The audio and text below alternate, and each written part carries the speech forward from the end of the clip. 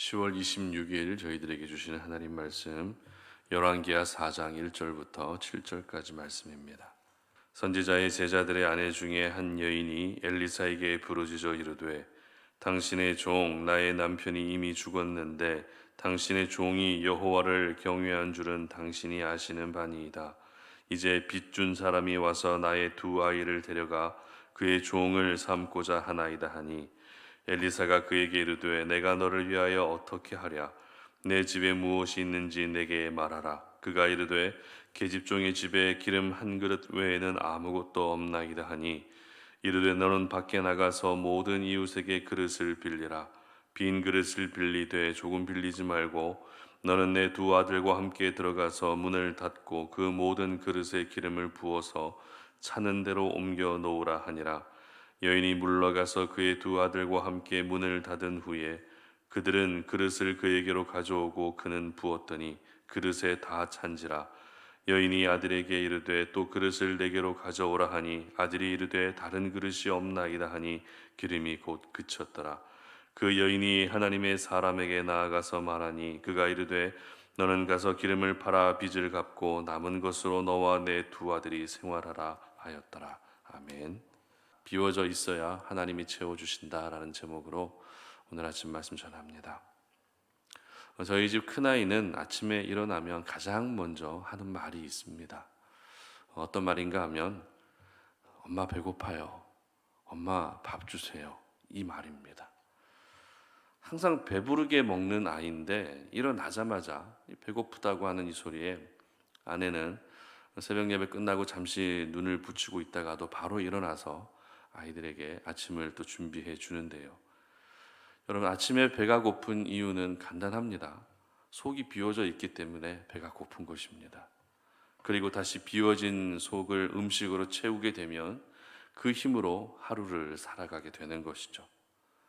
결국 채워지기 위해서는 먼저 비워내야 하는 것입니다. 비워져 있지 않으면 채워지는 것에 대한 사모함을 별로 느끼지 못합니다. 비워져 있지 않으면 채워지는 것의 소중함을 별로 느끼지 못하게 되는 것입니다. 오늘 우리가 함께 살펴볼 말씀은 엘리사 선지자가 행하였던 기적을 기록하고 있는데요. 기적을 경험했던 사람이 누구입니까? 한 과부였습니다. 그런데 엘리사의 스승이었던 엘리야 역시 사르밧 과부에게 기적을 행한 적이 있었습니다. 신기하게도 엘리야와 엘리사 두 사람 모두 사회적 약자로 분류되어 힘들게 살아가던 과부에게 은혜를 베풀고 기적을 행했다라고 하는 이런 공통점을 가지고 있습니다. 여러분, 하나님의 사람들은 아무리 시대가 악하고 또 세상이 험해도 하나님의 관심을 가지고 살 수 있어야 합니다. 하나님의 시선이 머무는 곳에 우리의 시선이 머물 수 있어야 되고 하나님의 마음이 향하는 곳에 우리의 마음도 함께 향할 수 있어야 합니다. 하나님은 엘리야도 그렇고 엘리사도 그렇고 사회적 약자로 분류되었던 이 과부들을 향한 그 관심을 나타내 보이셨고 엘리야와 엘리사 모두 하나님의 관심이 머무는 곳에 나아가서 하나님이 행하신 기적을 베풀었다라는 것을 여러분 모두 기억할 수 있었으면 좋겠습니다. 그렇다면 엘리사를 통해서 기적을 경험한 이 여인의 배경과 상황을 먼저 우리가 살펴보도록 하겠습니다. 1절 보시기 바랍니다. 선지자의 제자들의 아내 중에 한 여인이 엘리사에게 부르짖어 이르되 당신의 종 나의 남편이 이미 죽었는데 당신의 종이 여호와를 경외한 줄은 당신이 아시는 바니이다. 이제 빚준 사람이 와서 나의 두 아이를 데려가 그의 종을 삼고자 하나이다 하니. 아멘. 이 여인은 남편을 먼저 떠나보낸 두 아들의 엄마였습니다. 그런데 이 여인의 남편이 누구입니까? 선지자의 제자였다라고 기록합니다. 당시에는 베델과 여리고에 선지자들이 배우고 훈련받는 선지 학교가 있었습니다. 그런데 이 여인의 남편 역시 선지자의 길을 가기 위해 그곳에서 훈련을 받고 있었는데 그러던 중에 죽게 된 것이죠. 그리고 죽은 남편은 누구보다도 하나님을 경외했던 신실한 사람이었다라고 기록하고 있습니다. 결국 살 길이 막막해진 여인이 엘리사를 찾아간 것이죠. 그리고 이야기합니다. 채권자가 두 아들을 종으로 데려가겠다고 하는 이 벼랑 끝으로 내몰린 자신의 모든 상황들을 엘리사에게 털어놓습니다. 그리고 이 여인이 가지고 있는 것이라고는 유일하게 기름 한 그릇밖에 없다라고 이야기합니다. 너무나도 가난하고 또 너무나도 많은 아픔을 가진 그런 여인이었던 것입니다.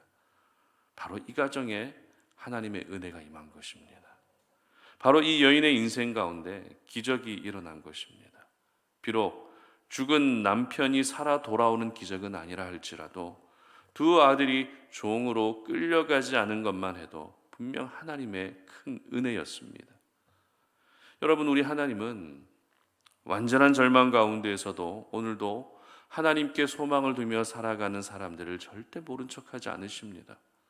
지금의 상황은 앞이 잘 보이지 않는다 해도 신실하게 우리가 하나님을 의지할 수만 있다면 앞이 보이지 않는 가운데에서도 우리 하나님은 살 길을 열어주시는 것입니다. 계속해서 저희들은 이 여인이 경험했던 기적을 조금 더 구체적으로 살펴봤으면 좋겠는데요. 앞서 말씀드린 것처럼 이 여인이 가진 것이 무엇이었다고요? 기름 한 그릇 외에는 아무것도 없었습니다. 그리고 엘리사는 여인에게 이렇게 이야기합니다. 3절 말씀 보시기 바랍니다. 이르되 너는 밖에 나가서 모든 이웃에게 그릇을 빌리라. 빈 그릇을 빌리되 조금 빌리지 말고. 아멘. 무슨 말입니까? 이웃들에게 기름을 빌리라는 것이 아니라 뭘 빌리라고요? 빈 그릇을 빌리라는 겁니다. 분명 지금 이 여인에게 더 필요한 것은 빈 그릇이 아니라 기름이 필요합니다.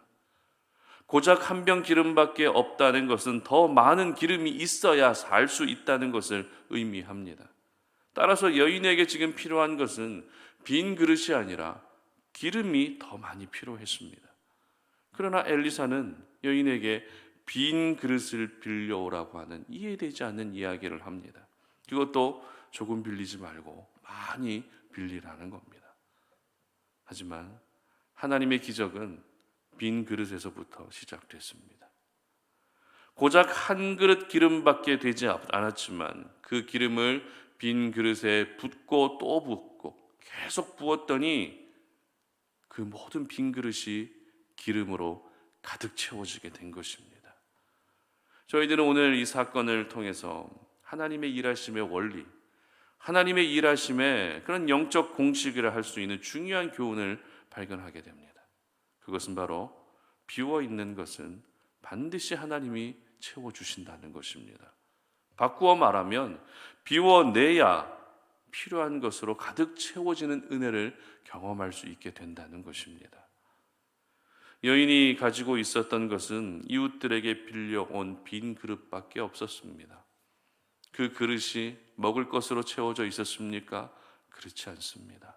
그저 비어져 있었습니다. 무슨 말입니까? 쓸모없는 그릇이라는 것입니다. 집만 대고 걸리적거리게만 한다는 것입니다. 그러나 그 그릇들이 비어져 있었기 때문에 하나님이 채워주신 것입니다. 어제 우리가 살펴본 말씀 중에 이스라엘 연합군이 모압을 공격하기 위해 원정길을 나섰을 때 골짜기에 물이 말라버린 일이 있었습니다. 이때 연합군의 왕들이 누구를 찾아가죠? 엘리사를 찾아갑니다. 그리고 엘리사는 이 연합군 왕들에게 한 가지를 지시합니다. 어떤 지시였습니까? 열왕기하 3장 16절 말씀을 함께 보도록 합니다. 열왕기하 3장 16절입니다. 그가 이르되 여호와의 말씀이 이 골짜기에 개천을 많이 파라 하셨나이다. 아멘. 바로 개천을 파라는 것입니다. 그것도 많이 파라는 것입니다. 여러분, 개천이라는 것은 물이 흘러야 개천이라 할 수 있습니다. 그러나 엘리사가 파놓으라고 했던 개천은 물이 없는 비어있는 개천이었습니다. 그런데 그 비어있는 개천에 어떤 일이 일어났습니까? 열왕기하 3장 20절입니다. 아침이 되어 소재 드릴 때에 물이 에돔 쪽에서부터 흘러와 그 땅에 가득하였더라. 아멘. 비어있던 개천에 물이 흘러 들어와 가득 채워지게 된 것입니다. 그렇습니다. 우리 하나님은 빈 그릇을 기름으로 가득 채워주시는 분이시고 비어있는 개천을 물로 가득 채워주시는 분이십니다. 이처럼 엘리사는 연이은 기적을 통해서 하나님이 우리의 비어있는 모든 것을 채워주시는 분이심을 이렇게 분명하게 나타내 보여주고 있었던 것입니다. 잘 생각해 보면 저희들 역시 채워져야 할 부분이 참 많은 것 같습니다. 은혜로 채워져야 됩니다. 기도로 채워져야 되고 또 어느 정도 물질로 채워져야 됩니다.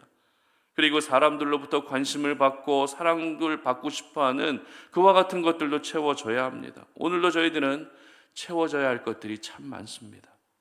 그렇다면 우리가 채워주시는 하나님의 은혜를 경험하기 위해서는 어떻게 해야 될까요? 간단합니다.